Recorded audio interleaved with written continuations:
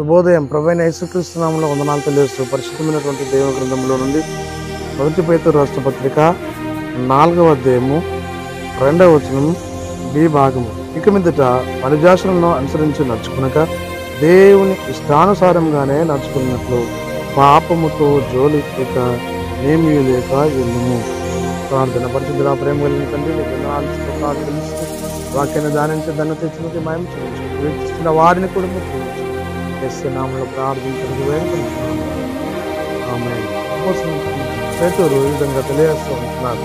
ఏమనగా ఇక మీదట మనము శరీరాశలను అనగా మనుజాశలను అనుసరించి నివసించక మనుజాశలు లోకముల నుండి శరీరాశ, నేత్రాశ, దూరము వీటి యందు ఆశ కలిగి నివసించకుండా ఆత్మ కలిగిన దేవుని బిడ్డలుగా ఆత్మీయ అనగా ఆత్మానుసారంగా మనము నివసించవలేను.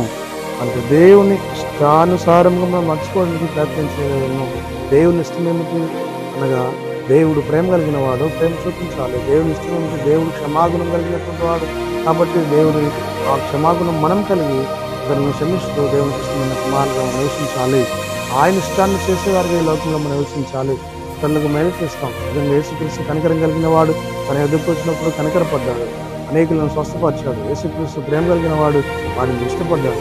10 మంది కుష్ఠరోగులు ప్రభు దగ్గరకు వచ్చి, ఇదిగో అయ్యా, మాకు కుష్ఠరోగులు బాధపడుతున్నాం, మాకు మీరు స్వస్థత అనుగ్రహించండి, ఇది నీకు ఇష్టమైతే మనము ఇంటి శుద్ధులుగా చేయము అని వారు ప్రభువును గోజాడినప్పుడు ఆయన నాకు ఇష్టమే, మీరు శుద్ధులు కండి అని చెప్పినారు.